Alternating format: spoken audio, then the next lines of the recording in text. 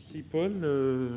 Merci à toi et à l'Institut de m'avoir demandé de venir présenter l'apport de la métabolomique dans la biologie intégrative.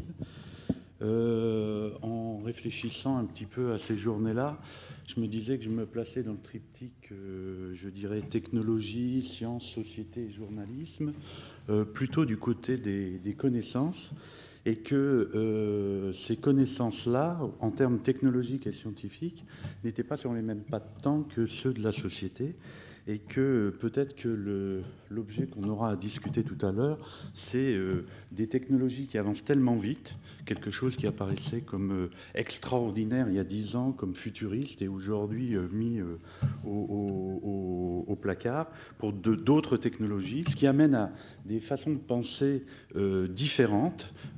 On a vécu un XXe siècle qui était tourné vers les objets composant la cellule, et on est en train de sortir de cette phase-là où on avait un objet réductionnisme qui a conditionné notre façon de penser, et aujourd'hui on devrait aller vers quelque chose qui tourne autour d'un précepte qu'avaient donné nos philosophes grecs, c'est que le tout est supérieur à la somme des parties.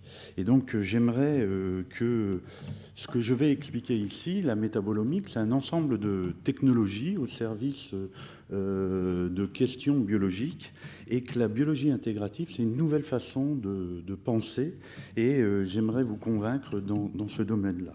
Alors le plan que j'ai utilisé, c'est pas un plan qui relate ce que nous faisons au laboratoire, c'est plutôt une sorte de cours qui vous amène à réfléchir à rappeler ce qu'est d'abord la biologie intégrative, ces trois dimensions, le changement de paradigme qu'on a déjà abordé, que chacun de sa façon a expliqué, que je reprendrai, qui a amené à une forme de pensée qui est la génomique fonctionnelle. Et pas dans cette façon de penser de génomique fonctionnelle, il y a deux outils. Le premier, c'est la métabolomique et la fluxomique. Alors, je m'intéresserai plus particulièrement à la métabolomique parce qu'en 1 heure déjà, j'aurai pas le temps de tout aborder. Et ensuite, je m'intéresserai surtout à savoir comment on peut intégrer ces outils pour comprendre les processus du vivant. Donc, je ne vais pas me baser sur les anciens, c'est-à-dire avant Jésus-Christ, et puis tout ce qui remonte jusqu'à présent, puisque la science dont je vous présente a été émise, le concept a été émis en fin 98, c'est-à-dire il y a une quinzaine d'années. Alors, je vais commencer d'abord par la biologie intégrative. Et celle-ci, les gens qui ont réfléchi ont déterminé qu'il y en avait 3 dimensions. Donc la première, qu'on appelle l'intégration horizontale, repose en fait sur l'intégration des différentes briques qui composent le dogme de la vie, et qui est des gènes portés par les ADN, l'ARN, remonter les protéines, les différentes parties qui mènent aux enzymes, métabolisme, et puis quand tout ça s'organise, on a des flux métaboliques. Donc la première intégration, c'est celle qui est horizontale, c'est vers celle-ci que je reviendrai. La deuxième, qu'on appelle verticale, elle consiste à en fait ramener avec les niveaux d'organisation des êtres vivants les différentes parties, en essayant d'expliquer ce qui se passe à un niveau n, en prenant les outils du n-1, et en allant à n+1, on arrive à vérifier si on était performant ou juste sur le système. Puis le troisième niveau, qui est apparu depuis une vingtaine d'années, trentaine d'années, c'est l'utilisation de modèles. Tous les biologistes, tous les scientifiques aujourd'hui utilisent des modèles qui sont séquencés, analysés avec des bases de données très informées, et qui permettent de déterminer un certain nombre d'hypothèses qui sont ensuite transférées vers des modèles qui ont un intérêt, je dirais, agronomique, industriel, et qui représentent une diversité. Et puis on peut également de cette façon-là aller vers la biodiversité, on appelle ça l'intégration transversale. Alors, cette façon de penser qui a été marquée par le XXe siècle et qui puise ses racines dans les technologies qui ont été développées pour identifier les différentes briques du vivant et du dogme, qui va de la capacité à identifier les gènes, dont on nous a parlé Jean-François Gibrat, les transcrits, les protéines, qui amènent en fait à des activités enzymatiques et qui produisent un certain nombre de métabolites. Et puis pendant très longtemps, et encore aujourd'hui, et dans la façon de penser, comme le disait Axel Kahn la semaine dernière, c'est qu'on associe toujours un gène à une fonction, comme s'il y avait un lien étroit, extrêmement étroit et direct. Et en fait, cette forme de pensée-là est une forme de réductionnisme, parce qu'on oublie que derrière des gènes, il y a ces protéines qui s'organisent et qui forment des réseaux. Donc j'ai pris le plus simple, celui que tout le monde connaît, c'est-à-dire glycolyse type de Krebs. Et ces réseaux-là vont prendre une propriété, c'est l'ensemble de ces propriétés-là qui vont donner un phénotype ou une fonction.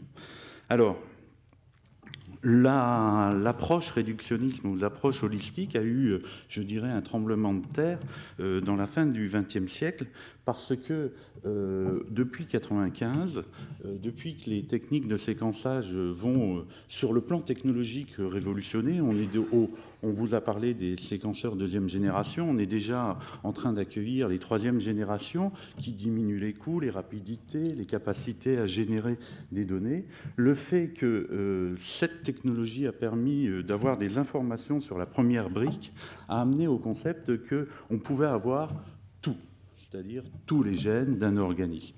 Et aujourd'hui, je suis allé sur la base de données extraordinaire, celle qui est du Kyoto Encyclopédia Gènes et Génomes qui se trouve au Japon.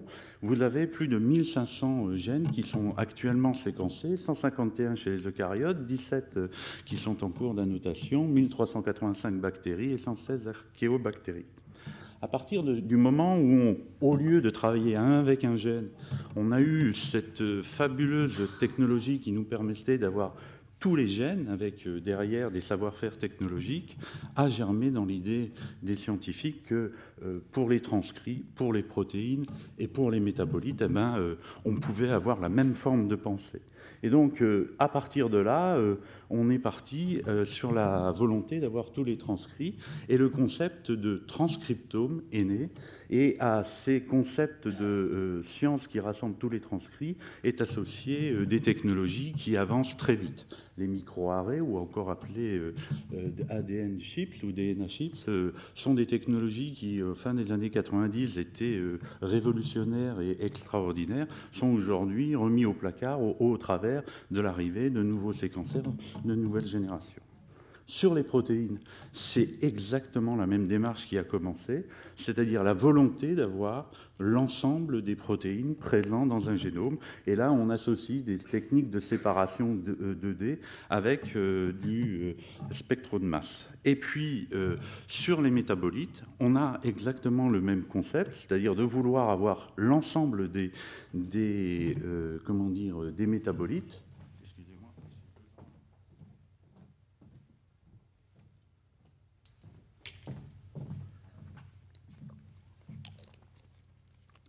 Et donc, c'est vers ce problème d'analyse, vous soulevez en fait les enjeux qu'il y a et les défis qui restent à résoudre pour arriver au même niveau de qualité que l'on a actuellement sur le séquençage des génomes.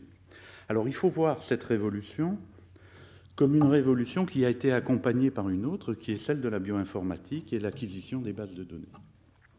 Alors, le concept de transcriptomique, protéomique et métabolomique, c'est en fait, ça désigne l'ensemble des technologies qui permettent de décrire ces différents éléments. Alors, comment peut-on intégrer ces données omiques, puisque dès que le génome humain a été décrit dans les années 2000, puis publié dans les années 2003 dans sa façon complète, tout de suite, les chercheurs de ce consortium se sont dit « on veut savoir la fonction des gènes ». Et là, on s'est rendu compte qu'il va falloir plus que la séquence primaire, plus que les transcriptomes, c'est qu'il fallait avoir l'ensemble de l'information. Et donc, s'est mis en place le concept d'intégration des données, c'est-à-dire avoir les informations du génome, du transcriptome, du protéome, du métabolome, du fluxome et du phénome. Et bien ça, c'est ce qu'on appelle la biologie intégrative. Et les informations que vous allez pouvoir générer sur la partie haute vont être des informations formelles, statiques, qui permettront de décrire le cadre dans lequel vous allez travailler. Et dans les informations qui viendront plutôt vers le bas, les métabolites, les fluxomes, c'est l'information beaucoup plus cinétique et dynamique de ces réseaux-là. Et si, en plus, vous rajoutez je dirais, un domaine de mathématiques qui permet de modéliser l'ensemble, vous passez d'une biologie intégrative vers une biologie des systèmes. Voilà, ça ce sont les grands principes. Maintenant, je vais essayer de vous montrer les difficultés, la complexité d'aller vers cette biologie-là. Alors, je vais d'abord faire une toute petite comparaison pour vous expliquer la différence qu'il y a entre métabolome et fluxome, et puis ensuite, je vous n'expliquerai pas comment on fait ces mesures de flux et comment on les calcule. J'ai préféré m'intéresser uniquement à la partie métabolome. Alors, dans un premier temps, métabolomique et fluxomique. Donc, métabolomique, ça va être l'ensemble des outils qui vont nous permettre d'identifier, de quantifier des métabolites. Soit ce seront des listes de métabolites qu'on aura pu quantifier de façon absolue, soit ce seront des profils ou des empreintes spectrales. Avec ça, on va essayer de décrire des réseaux métaboliques, c'est-à-dire de mettre en lien les différentes parties du réseau. Et puis, de l'autre côté, la fluxomique, c'est un ensemble de techniques et de moyens analytiques qui permettent d'avoir une vision dynamique des réseaux et de pouvoir quantifier les flux. Si j'essayais de faire la comparaison avec le réseau routier en France, je dirais que la carte de France avec les routes, c'est mon réseau, c'est le champ des possibles, que les systèmes de radar qui vous flashent vous permettent en fait de voir un petit peu la densité, mais que si vraiment on va avoir une idée de ce qui passe sur les routes, il faut avoir des signaux avec le signal temps, c'est-à-dire faire des petits fils. Voilà. Donc, je vais m'intéresser maintenant à la métabolomique, sachant que la fluxomique, c'est une étape très très importante pour avoir une vraie vision quantitative des réseaux. Alors, le premier point, c'est que la métabolomique, elle est née en fait du consortium de gens qui ont séquencé le génome de la levure. Et dès que, c'est-à-dire dans les années 96, je crois, et à partir de là, l'obsession de ces gens-là, ça a été d'essayer d'identifier la fonction de ces 6000 gènes. Et Steve Oliver a inventé le concept que j'appelle un concept très théorique, consiste à dire que le métabolome, c'est l'ensemble des métabolites synthétisés par un système biologique. Et moi, je vais vous montrer que c'est un Graal sur lequel il faut aller, mais que c'est très très difficile.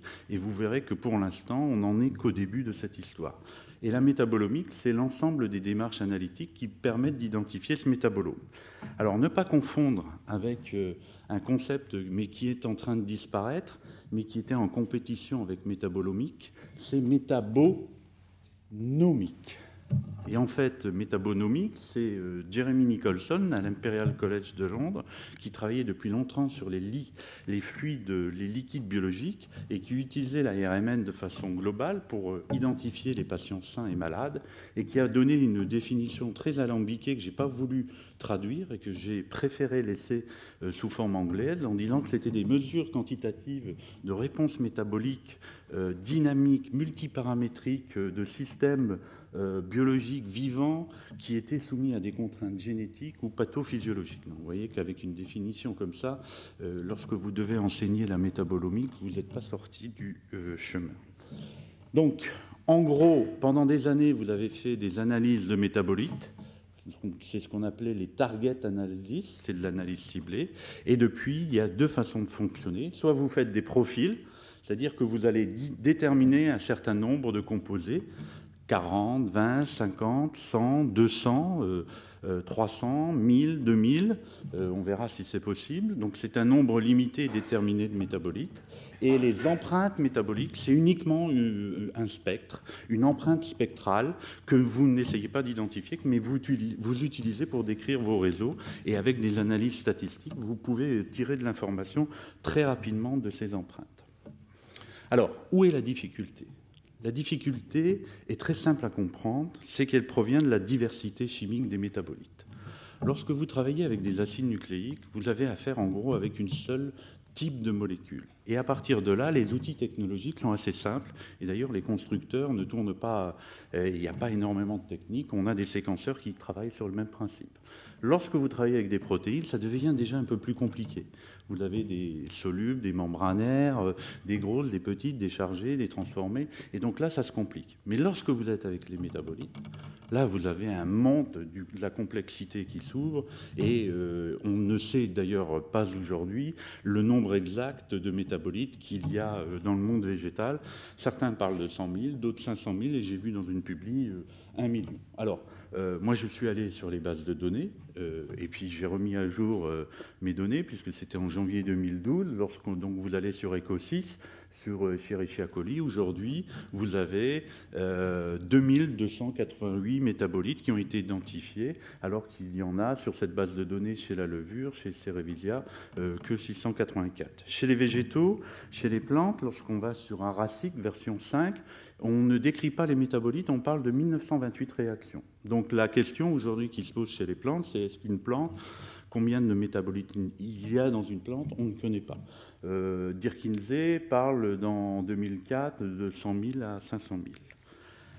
Il y a donc une grande diversité, mais l'autre paramètre également, c'est l'ordre de grandeur des concentrations qu'on peut trouver dans ces cellules. 1 milliard, on peut avoir des différences d'1 milliard. Donc ça pose des problèmes techniques, analytiques, pour pouvoir identifier dans le même temps quelque chose qui est de niveau nanomolaire ou pentomolaire et de quelque chose qui est de l'ordre du molaire. Alors, quelles sont ces techniques analytiques qui permettent d'analyser le métabolome? Alors là, je vais rentrer dans le domaine, je dirais, des technologies. Je n'ai pas voulu y passer plusieurs diapos. Je vais essayer de résumer les capacités analytiques que l'on a aujourd'hui. Je dirais qu'il y a 5 grandes familles.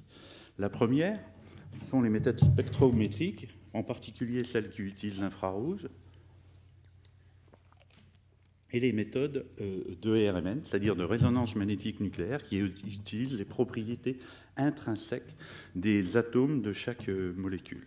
Puis vous avez des méthodes de séparation, soit en phase gazeuse, soit en phase liquide, qui sont couplées à un spectre de masse, et donc on essaye de déterminer la masse de la molécule. Et puis il y a des technologies anciennes qui appellent la méthode enzymatique et qui ont été remises à jour parce qu'on a aujourd'hui des capacités à traiter un très grand nombre d'échantillons avec des robots pipeteurs et qui permettent un certain nombre d'avancées. Alors, j'ai essayé de vous en dire un petit peu plus en disant avantages, inconvénients, en résumant la situation.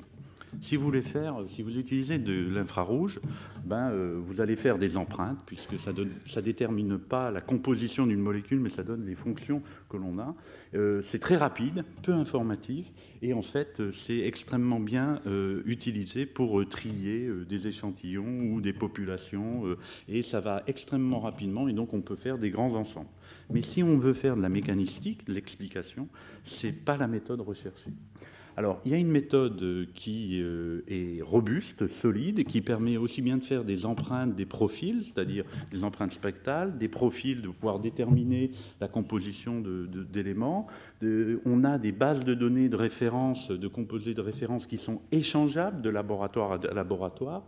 C'est une méthode qui a été montrée, qui a été robuste, quantitative. On peut déterminer avec ça, mais l'immense désavantage de cette méthodologie-là, et c'est pour ça qu'elle n'est pas complètement utilisée, elle est utilisée pour certaines utilisations, c'est qu'elle est peu sensible, et donc il y a une limite de détection, et donc c'est extrêmement utilisé pour regarder les composés majeurs, exemple du métabolisme central, et ça permet d'avoir une indication, mais ça ne permet pas d'aller vers le métabolisme secondaire, vers les molécules en petite quantité dans les matériaux.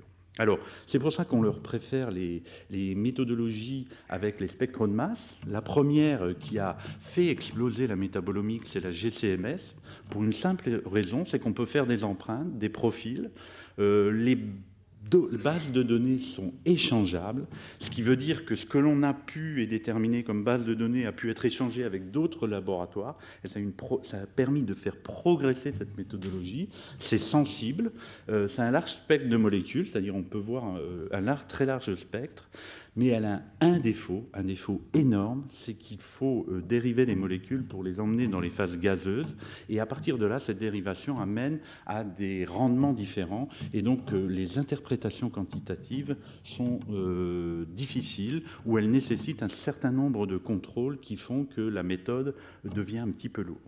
Alors, les méthodes qui s'ouvrent, ce sont les spectros de masse couplés à un système chromatographique liquide ou en injection directe, qui permettent des empreintes, des profils, qui sont également peu quantitatives, mais il faudra travailler là-dessus, très sensibles, alors là, extrêmement sensibles, qui permettent de travailler sur des familles de molécules, mais dont les bases de données de référence ne sont pas échangeables, puisque chaque identification est associée à la technique de la machine, c'est-à-dire les capacités d'ionisation ne sont pas échangeables. Donc il faut, et je vais en parler dans quelques instants, expliquer quels sont les défis par rapport à ça, mais ces deux techniques-là, couplées avec celle-ci, représentent l'essentiel des outils aujourd'hui utilisés, parce que quand je vous dis spectro de masse, ici, il faut voir 10 des spectros de masse différentes dans lesquels je ne veux pas rentrer.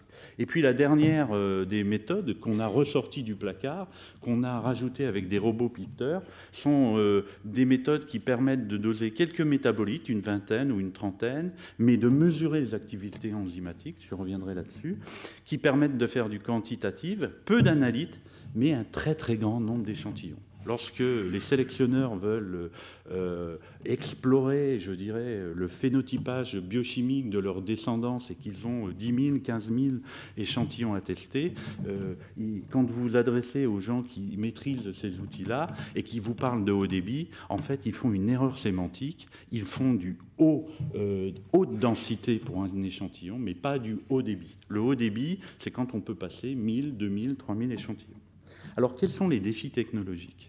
Les défis technologiques, la première, c'était, et celle-ci a bien été remplie par les constructeurs, c'était d'automatiser ces machines de façon à ne pas être là, à injecter ou à passer chaque échantillon.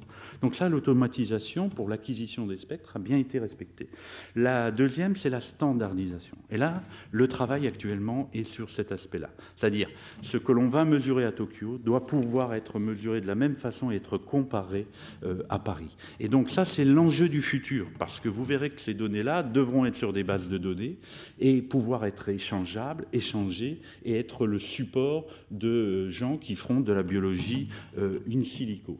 Donc la standardisation fait partie de ces défis et actuellement, je ne vais pas le détailler ici, il y a des opérations qui sont généralisées. Et puis, il y a un concept que je n'ai pas beaucoup développé, qui est le concept des métadonnées, c'est-à-dire les données sur les données. En fait, lorsqu'on regarde les métabolites, on intègre à la fois la variable génétique et on intègre également la variable de l'environnement. Et donc, la résultante de ce qu'on regarde, c'est les variables de ces deux domaines-là. Si on ne suit pas, ou on n'informe pas, ou on ne renseigne pas la façon dont on a produit les échantillons, dont on les a traités, ce que vous allez regarder peut être un artefact de traitement ou un artefact de mauvais suivi ou de mauvaise reproductibilité de votre expérience. Et donc, la généralisation de l'acquisition des métadonnées a été identifiée très tôt, aussi bien en transcriptomique qu'en protéomique, qu'en métabolomique, et ça devient une des points sur lesquels la communauté travaille. Ensuite, il faut développer des bases de données de spectres de référence qui soient échangeables, quelles que soient les molécules, de façon à ce que le travail qu'on réalise dans le laboratoire bénéficie à un autre. Comme ça, il y a un gain de temps pour l'ensemble. Et donc là, il y a, autant ça a bien marché sur les GCMS, autant aujourd'hui, il y a un travail de réflexion sur comment faire pour élaborer des bases de référence, des méthodes de travail qui permettront dans le futur de pouvoir travailler dans deux villes ou dans la même ville avec deux spectros de masse et de pouvoir comparer les données. Il faut également développer des méthodes quantitatives qui permettent de quantifier de façon absolue et de ne pas faire de la quantification relative. On y gagnera beaucoup pour résoudre les problèmes de métabolisme. Et enfin, il faut stocker ça dans des bases de données. Donc voilà, en gros, je résume la situation. Vous avez un certain nombre d'outils, ici que j'ai listés, mais vous voyez que certains outils permettent de faire un très grand nombre de métabolites ou de les quantifier, mais un petit nombre d'échantillons. Et puis il y a des méthodes, comme la méthode enzymatique, qui permettent de faire un très grand nombre d'échantillons, et qui ont un nombre limité de métabolites identifiés.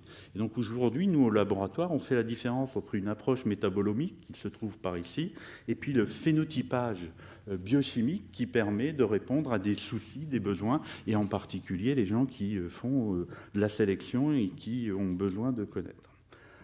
L'autre défi, c'est que un laboratoire, d'abord, ne peut pas se payer, une équipe ne peut pas, un laboratoire ne peut pas se payer l'ensemble de ces outils-là, et donc il faut pouvoir les mener sur un même plateau, une même plateforme, et donc le concept de plateforme métabolomique s'est développé, qui permet en fait de réunir les équipements, mais surtout les équipements, c'est bien sûr beaucoup d'argent pour investir dans ces machines-là, mais c'est aussi les compétences. Et les équipements et les compétences doivent être au service des communautés scientifiques. Et donc ça, c'est l'autre enjeu sur lequel, depuis une dizaine d'années, les laboratoires face aux problèmes se structurent, et vous verrez dans chaque ville des plateformes qui se groupent et qui deviennent des plateformes régionales au service des communautés locales. Alors, la métabolomique, en m'ayant écouté comme ça, vous avez l'impression que c'est juste une analyse biochimique. En fait, non. Il y a plusieurs étapes. Si vous faites vraiment de la métabolomique, vous avez besoin de faire un design expérimental de façon à pouvoir produire des échantillons dont vous aurez donné des données sur la façon dont vous les avez acquises. Il y aura la partie extraction, mais celle-ci fait toujours partie des analyses biochimiques que vous aurez analysées. Et ensuite, il y a un travail. Le travail, c'est le traitement des données que vous générez. Alors ça, en général, en fonction de la technologie que vous avez, ça peut prendre beaucoup de temps. Par exemple, sur les méthodes enzymatiques, ça prend aucun temps, tout est automatisé, il y a une LIMS. Quand vous travaillez avec un spectro de RMN, ben vous devez un petit peu nettoyer les lignes de base, ajuster, etc. C'est pareil sur les spectros de masse. Et ensuite, vous devez exploiter, visualiser, c'est-à-dire utiliser des outils pour essayer de sortir des données qui ont un sens biologique. Et puis ensuite, vous devez les intégrer avec les autres données omiques. Et donc moi, dans le discours que je vais faire aujourd'hui, là, je vais m'intéresser à cette sixième partie, c'est comment les données de métabolémique peuvent être intégrées avec les autres omiques et répondre à la biologie intégrative. Donc il faut savoir qu'à chaque étape, toutes ces données doivent être stockées et, dans des bases de données de façon à pouvoir être réexploitées par vous ou par les autres. Alors, avant de rentrer dans ce côté un petit peu juste biologie intégrative, j'aurais voulu juste vous montrer un peu comment le travail de base qu'il y a. Ça, c'est donc je travaille dans un laboratoire qui travaille sur les fruits. Notre modèle, c'est la tomate, et depuis une dizaine d'années, on utilise ce matériel pour développer des techniques. Donc, voilà le type de résultat que vous obtenez lorsque vous avez 50 mg de matière sèche, vous faites une extraction hydroalcoolique et que vous avez fait en 15 minutes, avec 64 accumulations, un spectre de RMN, du proton. C'est-à-dire vous identifiez en fait tous les atomes de protons qui sont sur vos molécules organiques. C'est-à-dire que dans le principe, vous devez tout voir. Mais comme on remet ça dans du deutérium, on essaye de diminuer l'eau, puisque ce solvant génère un signal important. On a un signal synthétique qu'on appelle signal hérétique qui nous permet de quantifier, et puis ici quelque chose qui nous permet de caler le spectre. Le reste de l'information vous donne soit des acides aminés organiques, sucre, et puis vous avez ici de l'information. Comme il y a une très grande dynamique de réponse du signal, vous pouvez tirer de l'information sur les composés. Les limites de détection, c'est 75 mol dans le tube, et ensuite vous avez un travail d'identification. C'est-à-dire que chaque résonance, vous devez identifier à quoi correspond cette chose-là. Donc ce travail-là est un travail très très long. Et c'est pour ça qu'il faut acquérir l'expérience, le savoir-faire. Juste pour faire rapidement, on peut déterminer ici les sucres majeurs, sucrose, stachyose, glucose, fructose, galactose, tréhalose, inositol, galactidol. Donc ça, c'est un travail qu'on a fait sur le melon. Vous avez les acides aminés majeurs que vous pouvez identifier, les acides organiques majeurs, et puis quelques composés un peu secondaires, mais en grosse concentration. C'est-à-dire cette méthodologie-là, une fois que vous la maîtrisez, vous avez rapidement le flash sur les composés majeurs, et vous pouvez identifier de façon non déterminée des accumulations de composés inconnus que vous pouvez identifier. Donc vous devez faire ça sur chaque technologie. Donc c'est ça qui prend du temps. Mais une fois que vous avez ça, vous pouvez avoir un certain nombre de composés. Donc vous voyez ici sur le Mont-Long, ça fait en 15 minutes 30 composés identifiés et 13 inconnus qui restent à noter. Alors qu'est-ce qu'on fait de mieux aujourd'hui en Europe dans ce domaine-là ? Alors, il y a eu un projet qui s'appelait Métaphore, qui avait pour objet de développer ces technologies-là à l'échelle européenne. Et donc, on avait une quinzaine de partenaires. Et avec ces 15 partenaires-là, on a eu la capacité d'avoir l'ensemble des méthodologies disponibles actuellement sur la planète, de tous les spectres de masse, RMN, etc. Et donc, l'ensemble des personnes ont travaillé sur les mêmes échantillons produits en Aquitaine, qui étaient sur le melon, en Bretagne, le brocoli, et il y avait le riz qui nous venait de l'Iris, c'est-à-dire de l'Asie. On a analysé, on a été capable de combiner un ensemble de méthodologies statistiques, ACP, PLS, ANOVA, enfin je passe sur les détails, de travailler sur différents types de sujets. Là où j'aimerais vous tirer l'attention, parce que c'est révélateur du domaine de maturité de ce domaine-là, c'est qu'en gros, avec l'ensemble de ces analogies-là, on est arrivé à 3500 analytes. Alors, je prends un temps ici pour poser le problème. Je parle d'analyte. C'est-à-dire que là, quand on dit analyte, on n'a pas encore identifié quel composé. Et lorsque on regarde ce que l'on peut identifier, j'ai fait la synthèse, on a par la technique de RMN 30 composés, par celle des LCPDA 15, par la GCMS 51, l'UPLC QTOF, ici une autre méthodologie, les minéraux, etc. In fine, actuellement, voilà ce qu'a pu produire à l'échelle européenne un consortium qui maîtrise et qui a pu identifier 160 analytes identifiés, quantifiés. Ça veut dire qu'il reste un travail immense à réaliser en termes d'identification par rapport aux 3500 signaux qui ont été nettoyés. Ce n'est pas des signaux bruts, c'est-à-dire on a vérifié, mais dont on ne connaît pas la nature. Donc voilà où sont les enjeux. Alors, une fois qu'on aura intégré et commencé à intégrer ça, comment on va faire pour intégrer dans la biologie intégrative ? Donc la première chose qu'on peut faire, c'est de faire du binaire, c'est-à-dire on prend une méthodologie, on l'applique avec l'autre, c'est ce que nous a présenté l'interlocuteur précédent, et on peut à ce moment-là commencer à construire des réseaux métaboliques. D'accord ? Et je vais vous donner un exemple. Alors, oui, j'oubliais, je rappelle ce que je disais tout à l'heure. Là, on est plutôt dans les informations formelles, et puis ici, on est plutôt dans des informations cinétiques. Mais voilà le travail qui a été produit en 2001 sur Escherichia coli.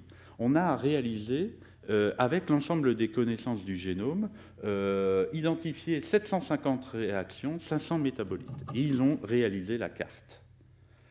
La question, c'est qu'une fois qu'on a fait ça, comment on va utiliser, comment on peut faire fonctionner les connaissances de cet ensemble-là. Alors, la seule façon de le faire, en fait, c'est de porter un regard réductionniste, c'est-à-dire de repasser vers un modèle métabolique qui est le plus représentatif du réseau. Et donc, qui dit modèle, dit à la fois réductionniste, c'est-à-dire on va essayer de réduire l'ensemble des données, mais qui permettent de décrire. Alors, dans ce domaine-là, il y a plusieurs façons de fonctionner. Sachant que les modèles, lorsqu'on travaille sur les plantes, on veut aussi des modèles qui intègrent non seulement le génome, le transcriptome, le protéome, le métabolome, le fluxome, mais on a besoin aussi de modèles qui intègrent les variables de l'environnement. Alors, juste une petite partie sur les modèles. En fait, il existe 3 grands types de modèles.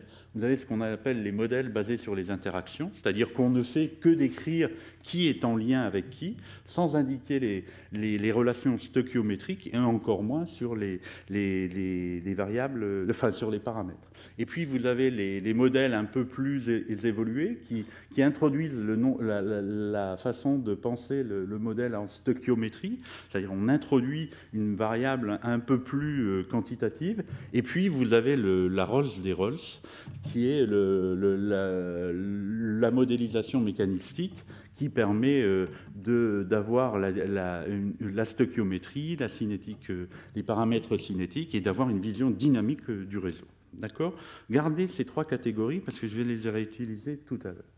Donc, l'idéal, ça serait un modèle qui intègre une réduction de l'ensemble de cette information et celle-ci. Alors, qu'est-ce qu'on a sur le marché ? Aujourd'hui, il y a un certain nombre de chercheurs qui travaillent à exploiter les données du génome in silico pour arriver à modéliser à partir des génomes. On a ceux qui ont utilisé les réactions enzymatiques et qui ont modélisé avec ce qu'ils ont appelé les modes élémentaires, c'est-à-dire les chemins du possible dans un réseau. Et puis on a les gens qui s'intéressent plutôt en utilisant les données, je dirais, enzymatiques, cinétiques et métaboliques pour déterminer des modèles cinétiques, dans lesquels il y a eu des théories comme la théorie du contrôle qu'on appelle MCA, qui permet de comprendre le fonctionnement et d'en prédire la régulation.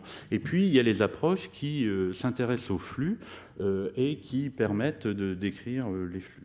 Alors, la modélisation de type écophysiologique existe également et je vais la relater. Alors, je vais donner un premier exemple de métabolome-transcriptome. Ensuite, je vous dirai où on en est dans ces aspects-là,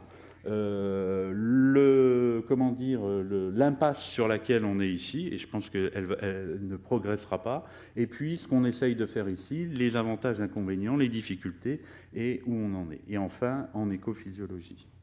Alors, au laboratoire, on travaille sur la tomate et on essaye de comprendre comment un fruit se met en place et en quoi les éléments sont importants pour la qualité du fruit.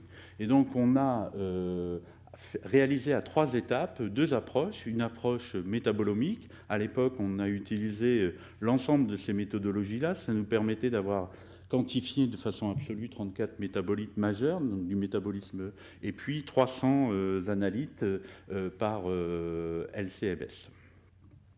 Et puis, d'un autre côté, on a utilisé des techniques de micro-arrêt qui permettent de suivre les transcrits. Et en gros, on pouvait suivre sur les 30 000 gènes, puis c'était une première génération que 8 000 gènes. Alors, qu'est-ce qu'on fait avec ça ? Ben, avec ça, on fait du descriptif. On décrit comment évolue la composition du mésocarpe, du péricarpe à des temps différents, et on arrive à trouver ce qui les diffère et à identifier les molécules qui sont différentes d'étape en étape ou de tissu en tissu. Et puis de l'autre côté, on décrit l'évolution des transcrits, comment ils sont exprimés. Et lorsqu'on réalise une corrélation, une étude corrélative, on arrive à regarder comment évoluent les métabolites, d'un côté, placés ici en rouge, et comment, si ceux-ci évoluent de la même façon avec les transcrits. Et donc cette méthode-là, dite à l'aveugle, a permis d'identifier un facteur de transcription potentiel qui jouerait un rôle important à un moment du développement de la tomate et qui permettrait de faire basculer un métabolite dans un autre type d'évolution. Donc aujourd'hui, ce candidat qui est un homéobox Leucine Zipper Transcription Factor est à l'étude dans une des équipes. Donc je ne peux pas vous en dire plus. Donc là, on peut faire de la protéomique, transcriptomique et avancer. Alors, sur l'approche modélisation des génomes au réseau, le principe est relativement simple. Je l'ai puisé dans le domaine des bactéries parce que côté des plantes, vous verrez, on est encore loin, même très loin. Et donc, l'idée, c'est d'utiliser les séquences, les annotations et de reconstruire les réseaux. Donc voilà une figure qui est tirée d'un papier de 2008 qui fait l'état de la question. Vous avez ici, au cours du temps, depuis les années 90 jusqu'en 2008, l'évolution de ce que l'on connaît, ici en violet sur les métabolites, en bleu ou en vert, enfin c'est du vert je pense, les gènes et puis les réactions. Et donc aujourd'hui, depuis 1990 et depuis que la génomique, l'ère de la génomique ne marche plus,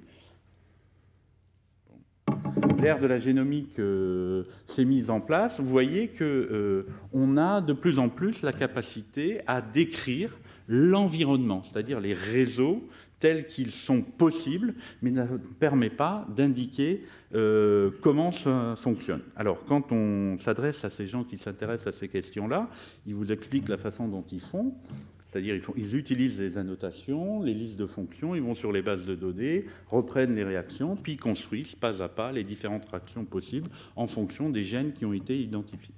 Le problème, c'est que ces modèles sont statiques et sont basés sur les interactions. C'est-à-dire qu'ils donnent le cadre dans lequel il va se passer quelque chose, mais ne vous donnent pas l'histoire de ce qui se passe sur cette scène. Alors, lorsqu'on discute avec ces gens, ils vous expliquent que c'est très utile pour la biologie synthétique, la biologie des processus, et regarder des effets métaboliques sur la toxicologie, etc. Donc, c'est certainement quelque chose qu'il faut continuer parce que ça permettra de définir le cadre dans lequel on va travailler.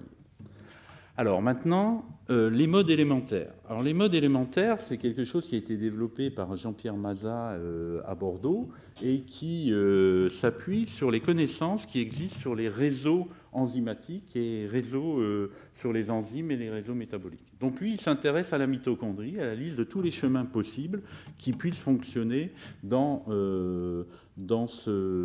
cet organite. Alors, c'est une méthode que j'appellerais comment faire compliqué à partir de quelque chose de simple.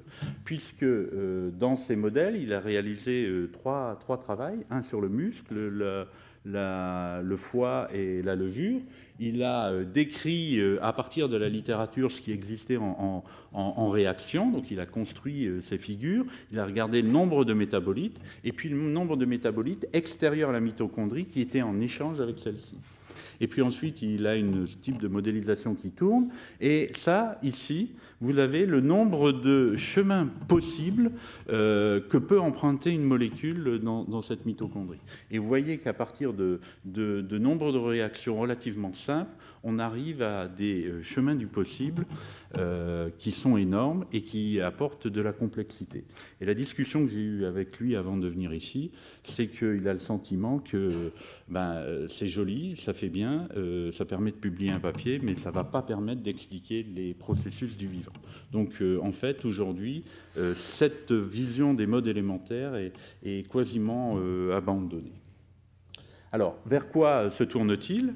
Il se tourne donc vers la modélisation cinétique qui va utiliser les propriétés des enzymes et des réseaux métaboliques. Donc, dans ces modèles-là, vous utilisez les connaissances que vous avez sur la concentration en métabolites, sur les enzymes que vous avez identifiées, dont vous connaissez les propriétés enzymatiques, et ça c'est important, et vous verrez que c'est une des limitations du système, et aussi les quantités d'enzymes que vous avez.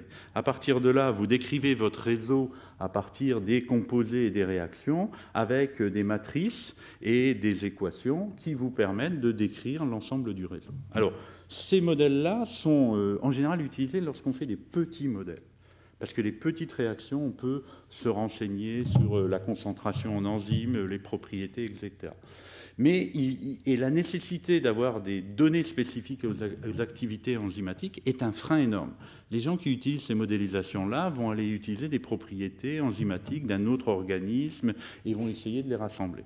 Et ça paraît trop compliqué. Alors nous, à Bordeaux, on a développé une plateforme de phénotypage métabolique à très haut débit qui repose en fait sur l'utilisation de robots pour réaliser des expériences de mesure d'activité enzymatique. Et on est capable de mesurer actuellement 50 activités enzymatiques du métabolisme central de la cellule végétale, Vmax, Km, effet de température, avec 1000 échantillons par mois, avec une cinquantaine d'enzymes qui sont traitées. Et donc, grâce à ça, on a intéressé les modélisateurs cinétiques pour développer un réseau cinétique qui va permettre de décrire ce qui se passe dans la cellule de péricarpe de tomate. Alors, ces modèles, juste pour montrer, ils ont permis en fait d'aborder des questions partielles, c'est-à-dire photosynthèse C3, photosynthèse C4, la respiration mitochondriale. Et donc, c'est des modèles qui ont bien fonctionné. Donc, le défi ici, c'est que ça fonctionne bien, ça permet de décrire le système. Ce qu'il faut, c'est que lui donner un petit peu d'ampleur. Donc, c'est ce qu'on est en train de réaliser. Alors maintenant, j'aimerais... donc ces modèles que j'ai décrits ont toujours permis d'intégrer les données en fait, des omics. Maintenant, ce qu'il faut arriver, c'est à intégrer les variables de l'environnement. Alors, ces modèles dits écophysiologiques sont encore plus réducteurs que ce que j'ai décrit jusqu'à présent, mais ils ont l'avantage de présenter de façon dynamique une évolution des produits majeurs qu'il y a à l'intérieur d'un système. Donc c'est basé sur un système d'équations intégrant les variables de l'environnement et décrivant de façon dynamique le fonctionnement du réseau. Donc les exemples que je vais donner, bien sûr, va être sur le fruit. Et donc, pourquoi le fruit? Parce que jusqu'à présent, on avait une pensée très réductionniste. On disait, on veut augmenter les acides organiques, on va s'intéresser à la PEPC. La PEPC, c'est l'entrée de la voie anaplérotique. Et puis, tous les travaux ont montré que même si ça participe à la synthèse d'acide organique, c'est pas ça qui va déterminer le trait acide des fruits. Et donc, l'idée, c'est qu'aujourd'hui, lorsqu'on veut produire un fruit de qualité, il y a une variable génétique, c'est-à-dire les mutants, les OGM, la biodiversité, mais il y a aussi les variables de l'environnement, lumière, température, eau, nutrition, stress biotique, et que tout ça, ça s'installe dans une fonction de temps, et qu'il y a des pratiques agricoles sélection qui, soit au moment de la sélection, agissent sur la variable génétique, soit au moment des cultures, agissent pour limiter les effets de l'environnement. Et donc nous, on pense que la qualité, c'est la résultante de tout ça, et donc on veut avoir une vision globale. Alors, ce qu'il faut savoir chez un fruit, bien qu'il soit vert, la matière qui compose ce fruit dépend des capacités à importer du saccharose.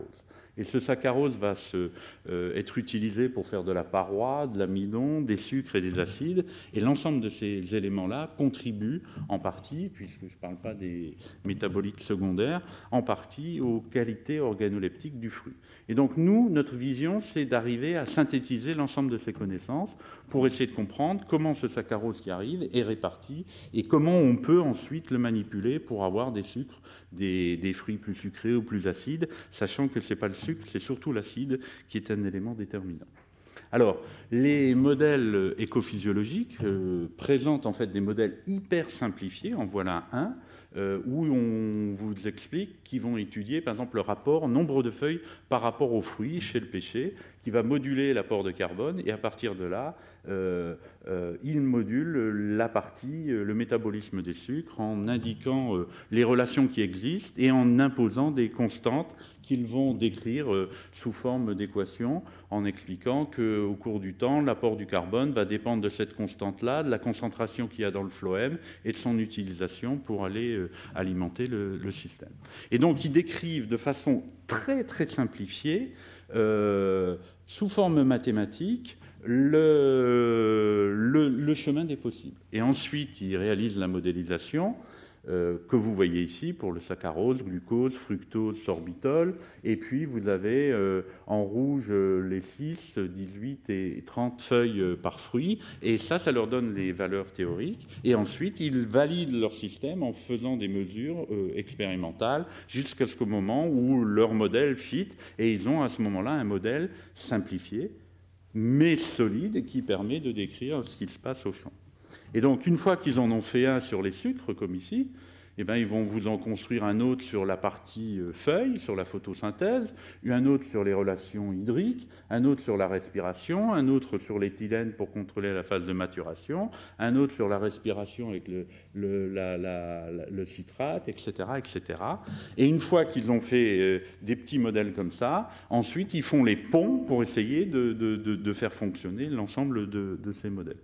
Donc, et le principe est toujours le même, c'est de suivre un certain nombre de paramètres et de comparer par rapport à la réalité et de construire des heatmaps pour essayer d'identifier, ici comme la croissance, on identifie bien que les étapes initiales sont un effet fort par rapport à la suite, etc., etc. Ces modèles-là ne font que retranscrire en fait des variables de l'environnement sur une évolution, mais ne permet pas d'expliquer et de comprendre ce qui se passe à l'intérieur.